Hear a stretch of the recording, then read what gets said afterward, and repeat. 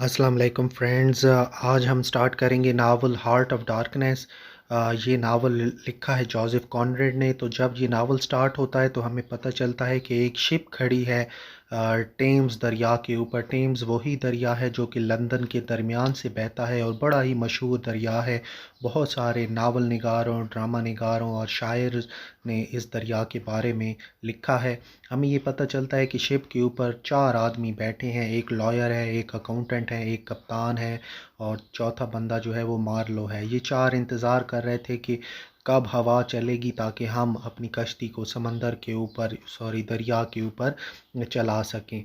वहाँ पर मार्लो जो था वो बैठा था और मार्लो जो है फिर अपनी कहानी सुनाना शुरू करता है। मार्लो कहता है कि जब मैं छोटा था तो मुझे दुनिया के नक्शे देखने का, दुनिया के नक्शे पढ़ने का बड़ा शौक़ था। फिर मुझे एक बेल्जियन कंपनी में जॉब मिल गई और ये कंपनी में जॉब मुझे मिली आंटी की वजह से। आंटी का बड़ा असर और रसूख था और उसकी वजह से मुझे ये जॉब मिली। ये जो कंपनी थी ये अपना कारोबार करती थी आइवरी में। और आइवरी क्या होता है कि आपने हाथी के 2 बड़े बड़े दांत देखे होंगे, उसी को, उन्हीं 2 दांतों को आइवरी कहते हैं। और ये बड़ी ही महंगी आइवरी होती है और ये ज़ेवरात बनाने में काम आती है। तो बहुत प्रीशियस ये चीज़ है आइवरी।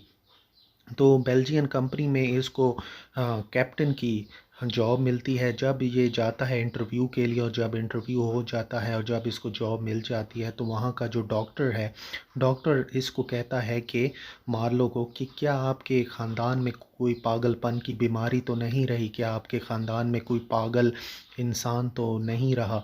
मार्लो बड़ा ही हैरान होता है ये सवाल सुनकर कि उस डॉक्टर ने आखिर ऐसा सवाल इससे क्यों किया। मान लो जो है जब वो अपने इंटरव्यू के देने के वेट कर रहा था तो वो एक 2 औरतों को भी देखता है जो कि स्वेटर बुन रही होती हैं। हाँ, मान लो ये सोचता है कि ये जो औरतें हैं ये असल में स्वेटर नहीं बुन रही बल्कि उसकी तकदीर बुन रही हैं जो कि उसके साथ आगे होने वाला है। मान लो जब जाता है कांगो के अंदर तो कांगो की दुनिया बड़ी ही डार्क वर्ल्ड है, एक बड़ी ही स्याह दुनिया है और वहाँ के जो मकामी लोग हैं उनके साथ बड़ा ही बुरा सलूक किया जा रहा है। उनको ना खाने को कुछ दिया जा रहा है। उनके जो मुल्क था उसमें लूट मार की जा रही है। जो असल मकामी लोग हैं जिनका वो मुल्क है उनके साथ बड़ा ही बुरा सलूक किया जा रहा है और ये सब कुछ देखता है मार्लो। मार्लो की सबसे पहले मुलाकात होती है चीफ़ अकाउंटेंट से। चीफ़ अकाउंटेंट एक हेयर ड्रेसर डमी है। वो एक ख़ास टर्म इसके लिए इस्तेमाल की गई है इस नावल में और वो है हेयर ड्रेसर डमी। हालांकि नेटिव्स थे वो बड़े ही खस्ता हालत में थे, बड़ी ही बुरी हालत में थे, लेकिन ये जो चीफ़ अकाउंटेंट है इसने बड़े ही शानदार कपड़े पहने हुए हैं, बड़े ही शानदार बाल बनाए हुए हैं। और ये जो मकामी लोग हैं उसको, ये जो मकामी लोग हैं, मकामी लोगों को चीफ़ अकाउंटेंट बड़े ही क्रूअल तरीके से, बड़े ही ज़ालिमाना तरीके से उनको ट्रीट करता है।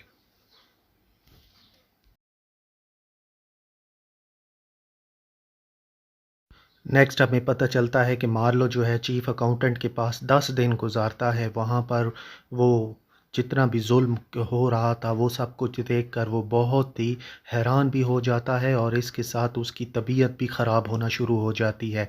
जब बाद में उसने 200 मील का सफ़र तय करके वो जो सेकेंडरी स्टेशन था वहाँ पर वो पहुँचता है जहाँ पर उसकी शिप खड़ी है। जब वो वहाँ पर पहुँचता है तो उसे पता चलता है कि जिस जहाज़ का उसको कप्तान बना के भेजा गया है वो जहाज़ असल में पानी के अंदर खड़ा है। और जो पिछला कप्तान था जो कि इस शिप का कप्तान था उसका मकामी लोगों के साथ एक झगड़ा हुआ मुर्गियों के मामले के ऊपर और मकामी लोगों ने उस कप्तान को मार डाला।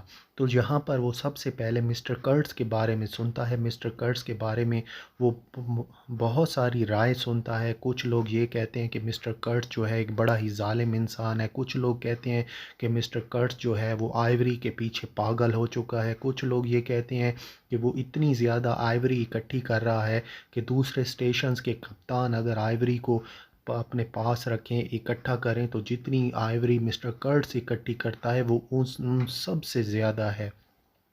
फिर जो है जहाज़ को अब पानी के नीचे से निकाला जाता है और यहाँ पर मिस्टर मार्लो को पता चलता है कि उसका जो जहाज़ है उसको ठीक करने के लिए इसको रिवेट्स चाहिए। रिवेट्स पेचों को कहते हैं। उसके पास रिवेट्स नहीं थे, उसे काफ़ी दिन इंतज़ार करना पड़ा रिवेट्स के आने का। फिर आखिरकार रिवेट्स आ जाते हैं और वो अपने जहाज़ को रिपेयर करना शुरू कर देता है।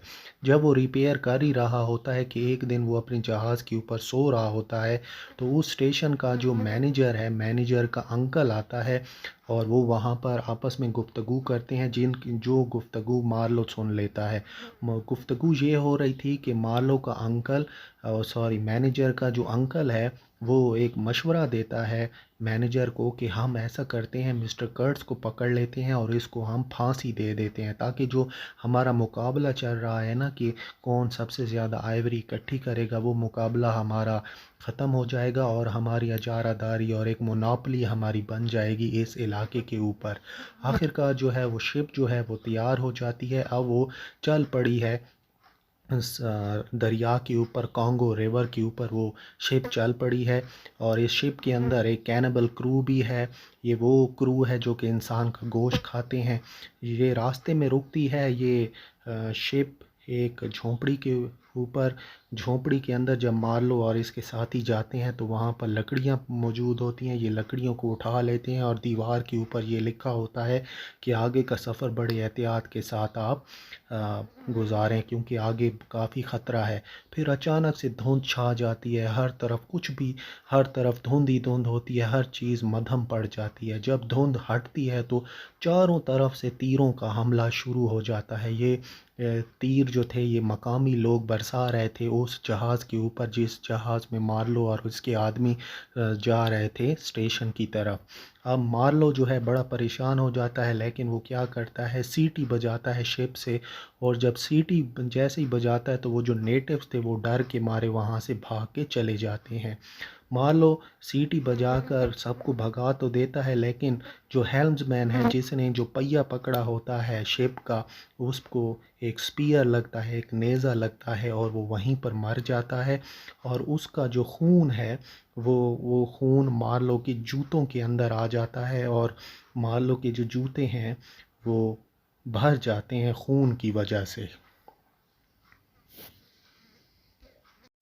मार्लो अब ऐसा करता है कि वो उसकी जो लाश है वो पानी के अंदर फेंक देता है, दरिया के अंदर फेंक देता है।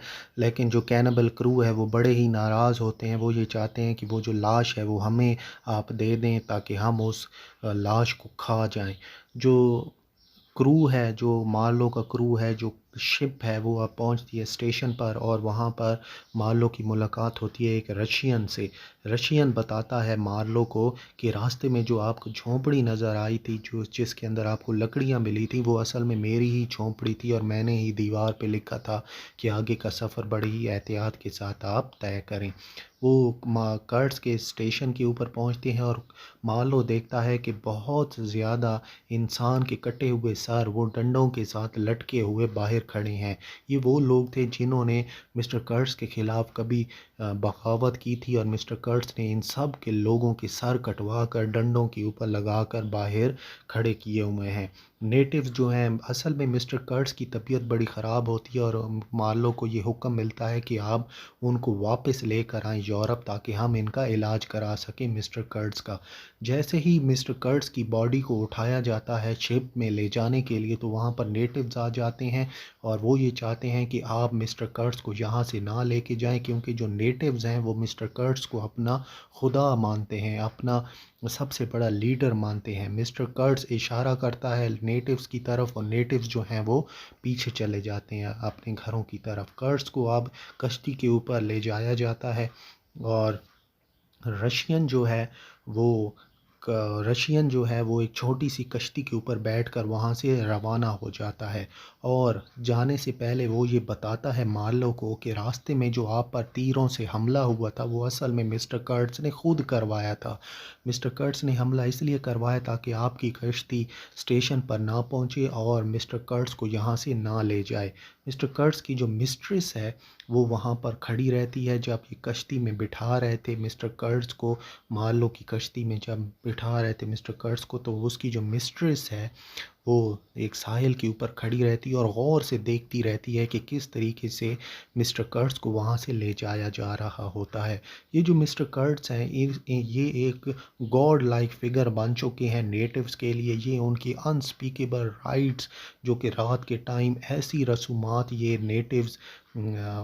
नेटिव्स जो हैं ऐसी रसूमात में अपने आप को मुश्तमिल कर लेते हैं जिनको हम बयान भी नहीं कर सकते। और ये जो मिस्टर कर्ट्स हैं ये भी उन्हीं की रसूमात में शामिल हो जाते हैं और एक उन्हीं जैसे इंसान बन गए हैं। यानी जो मिस्टर कर्ट्स थे, जो कि एक बड़े सिविलाइज बंदे थे, कॉन्गो में आने से पहले वो जो जितनी भी सिविलाइजेशन थी वो उनके अंदर से अब बिल्कुल ख़त्म हो चुकी है और वो बिल्कुल नेटिव्स की तरह ही बन चुके हैं। जितनी तारीकी नेटिव्स के अंदर मौजूद है वैसी की वैसी तारीकी और डार्कनेस मिस्टर कर्ट्स में भी अब है।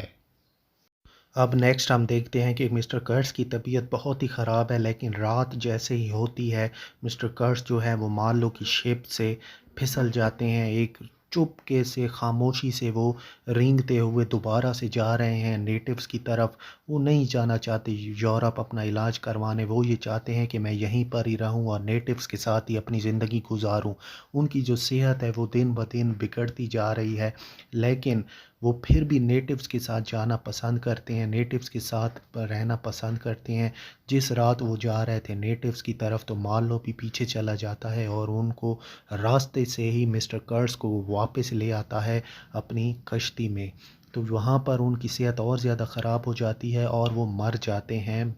मिस्टर कर्ट्स मार्लो की शिप के अंदर ही मर जाते हैं, लेकिन मरने से पहले वो ये अल्फाज अदा करते हैं, हॉरर हॉरर।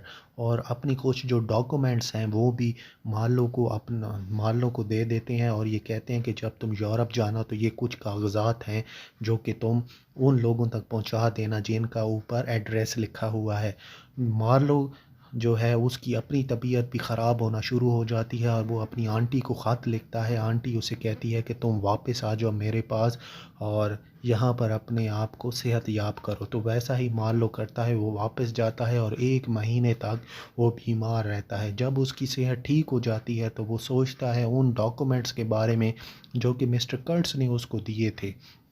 अब जितने एड्रेस उसके ऊपर लिखे होते हैं तो वो भिजवा देता है उन कागज़ात को। फिर एक जो पेपर्स था वो था मिस्टर कर्ट्स की मंगेतर की तरफ। तो मिस्टर कर्ट्स की मंगेतर की तरफ जो वो ख़ुद जाता है और जब मुलाकात होती है मिस्टर कर्ट्स के साथ, मिस्टर कर्ट्स की मंगेतर के साथ मुलाकात होती है मार्लो की। तो जब वो बैठता है तो उसकी मंगेतर ये उसको बात बता मंगेतर उससे ये पूछती है मार्लो से कि जब मिस्टर कर्ट्स मर रहे थे तो उनके आखिरी अल्फाज कौन से थे। मिस्टर जो मार्लो है वो बिल्कुल पहचानता है, बिल्कुल जानता है कि वो आखिरी अल्फाज थे हॉरर हॉरर। लेकिन क्योंकि उनकी जो मंगेतर है वो इतनी दर्दनाक हालत में थी, इतनी गमज़दा थी कि मार्लो जो है वो वहाँ पर झूठ बोल देता है और कहता है उस मिस्टर कर्ट्स की मंगेतर का दिल ना तोड़ने की वजह से वो ये कहता है कि जब वो मर रहे थे तो उनकी ज़ुबान पर आपके ही अल्फाज थे, यानी वो मरने से पहले आपको ही याद कर रहे थे। ये बात सुनकर उसकी जो मंगेतर है वो इस तरह से रोती है कि मान लो नावल में लिखा हुआ कि ऐसा लगता है कि आसमान टूट जाएगा और आसमान टूट के ज़मीन पर आ गया है, ज़मीन पर गिर गया है आसमान टूटकर। अब जो यहाँ पर कहानी ख़त्म हो जाती है मार्लो की और दोबारा से अब सीन जो है वो शिफ्ट हो जाता है उसी टेम्स दरिया के ऊपर, जहाँ पर मार्लो जो है वो अपनी कहानी सुना रहा है। मार्लो ये देखता है कि उसकी कहानी वहीं पर ख़त्म हो गई है और अब कहानी उसकी यहाँ पर कंप्लीट होने के बाद अचानक से हवा चल पड़ी है और उनकी जो कश्ती है वो टेम्स दरिया से अब उसने सेल करना शुरू कर दिया है। और नावल के आखिरी अल्फाज में ये लिखा हुआ है कि Marlow is silent and ship moves in the heart of the darkness. और यहीं पर ये नावल ख़त्म हो जाता है।